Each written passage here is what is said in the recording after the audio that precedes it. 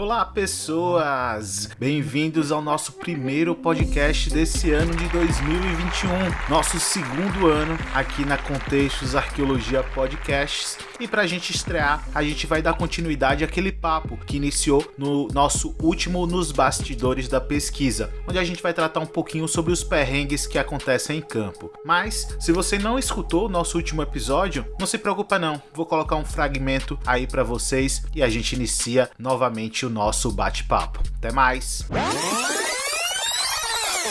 Então hoje a gente vai falar, aproveitando que a gente está aqui em campo com toda a nossa equipe, quais as principais dificuldades, imprevistos que ocorrem em campo. Eu queria citar mais especificamente uma que incomoda muito a todos nós, que é a falta de sensibilidade, às vezes, dos empreendedores mesmo, né? Então tem duas experiências assim que são muito importantes pra gente saber lidar, que é com as forças da natureza, né? E aí quando a gente acende a lanterna, começam a vir nuvens e mais nuvens de águas vivas. Elas meio que eram baratas parasitas que sugavam assim o sangue da gente. Cara, a dificuldade em campo, eu acho que a maioria das pessoas tem mais com questão de pessoal mesmo, assim, né? De gente. Mas vou me ater mais à questão técnica, assim, da arqueologia. Eu acho que uma das maiores dificuldades que eu tive foi mergulhar na Baía de Guanabara, no município de Niterói. Tipo, era uma das minhas primeiras experiências, assim, com a arqueologia subaquática, de mergulho. A gente estava embarcado lá, quase debaixo da ponte da ponte Rio-Niterói. E aí a gente precisou mergulhar e a água da Baía de Guanabara parecia um esgoto, velho.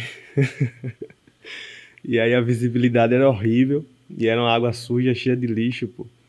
E aí era um terror você descer com a lanterninha, com a visibilidade que você não dava pra ver um palmo à sua frente, cara, e você descer naquele escuro. Foi uma experiência assim bem...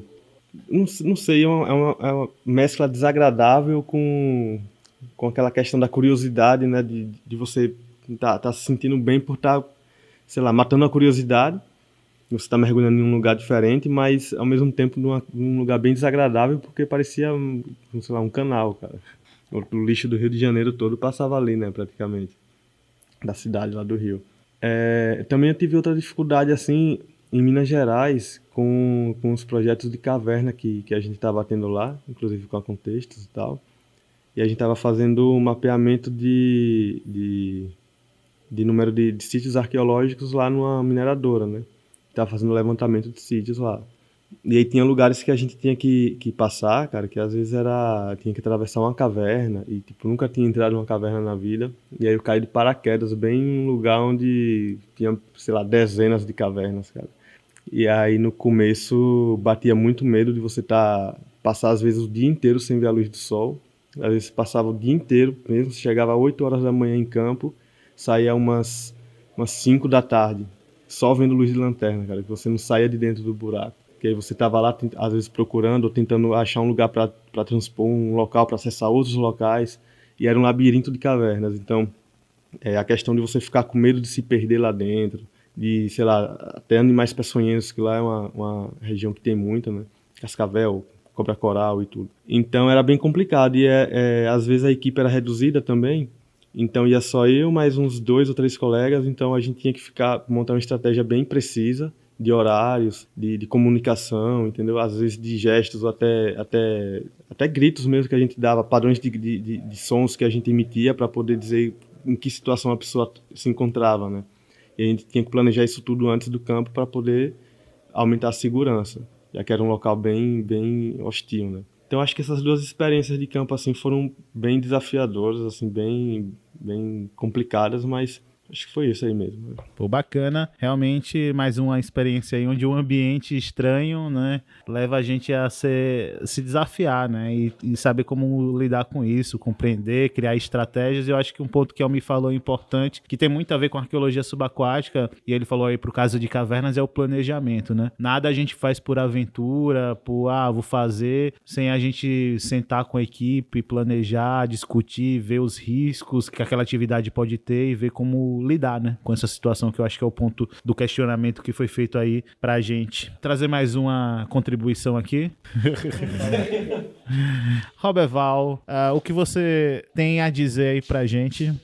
Eu vou falar de uma experiência, na verdade, eu vejo isso como uma falta de planejamento até de alguns campos de arqueologia em relação ao projeto, na verdade, que é colocado um tempo para o serviço ser concretizado, mas na verdade quando a gente chega em campo a realidade é completamente diferente. Então eu vou falar de uma coordenação que eu peguei recentemente, não vou citar muitos dados, mas eu vou simplificar, porque acontece, eu acredito que aconteça com várias pessoas, inclusive já deve ter acontecido até com o Felipe e outros aqui, e tipo, eu me bati com a realidade que a gente foi trabalhar numa fazenda e a princípio o campo era para ser fácil, né? Porque tipo, seria uma fazenda de eucalipto, mas você vê como um local completamente tranquilo, fazer uma prospecção rápida, mas quando a gente chegou nessa fazenda, que a gente foi verificar as áreas, eram eucaliptos que não estavam sendo limpos há 5, 10 anos, e sem contar que tinha áreas que colocaram pra gente que eram áreas que estavam dentro da área de preservação, né? Remanejada, no caso. Então, tipo, áreas que talvez 30 anos sem limpar, e a gente tinha que entrar nessas áreas para fazer, porque senão não teríamos uma grande amostragem. E aí, quando eu me comuniquei, né, com as pessoas responsáveis e tal, eles queriam que a gente fizesse trabalho em um curto período de tempo, vamos dizer assim, uns 10 dias, e não teve condições de realizar isso, porque as áreas eram impossíveis de ser acessadas. E aí, graças a Deus, deu tudo certo, eu conversei, consegui conversar, tive muitos problemas no campo, tive muita dor de cabeça, porque eu estava como coordenador de campo, e era muita reclamação todo dia, inclusive da minha equipe, só que graças a Deus consegui conversar, a gente terminou o trabalho em mais ou menos um mês, mas foi um trabalho que deu muita dor de cabeça, é uma experiência muito ruim. É mais um caso aí de dificuldades impostas pelo ambiente. Então, a moral da história, que nem no episódio lá do He-Man, que a gente tem que trazer é que realmente um conhecimento profundo sobre o ambiente que a gente está lidando é importante, e acho que a melhor forma de driblar esses problemas é a gente planejando, né? Então, às vezes a gente não consegue ter uma ideia da totalidade das coisas, das características dos ambientes, mas aí quando a gente chega e se depara, a gente tem que saber ter jogo de cintura para poder desenrolar e contornar, né, essas dificuldades. Mas nada que com planejamento, conversa, em alinhamento, a gente não consiga fazer. Então foi esse o tema do nosso pequeno podcast no Bastidores da Pesquisa, aproveitando aqui a nossa equipe presente. Então, fechamos o nosso podcast de hoje. Até mais. E é isso, assim a gente encerra esse bate-papo aí sobre perrengues na arqueologia e voltamos muito em breve. Espero que esse ano seja extremamente produtivo para todos nós, mas a gente vai trabalhar duro para poder lançar muitos podcasts aí em 2021. E contamos com vocês nos escutando sempre. Se vocês querem mandar sugestões de pauta para a gente poder tratar aqui nos Bastidores da Pesquisa, nos mande uma mensagem através da nossa página oficial do podcast lá na plataforma da Anchor. O link vai estar aí na descrição e lá tem uma opção de message, onde você pode mandar mensagens para a gente. Então não se esqueça, mande sugestões de pauta ou mande recados para a gente trazer aqui em nossos podcasts. Ou entre em contato com a gente em nossas redes sociais, como a gente sempre avisa, @contextos.arqueologia no Instagram. Até mais, gente, e até o nosso próximo podcast, e feliz 2021 para todos vocês. O conteúdo apresentado faz parte das ações de divulgação científica do Programa de Gestão do Patrimônio Arqueológico para as obras do Terminal Náutico de Cachoeira, salvamento arqueológico do sítio depositário Porto da Bica, no município de Cachoeira, Bahia. Processo número 01502. 001428-2018-19.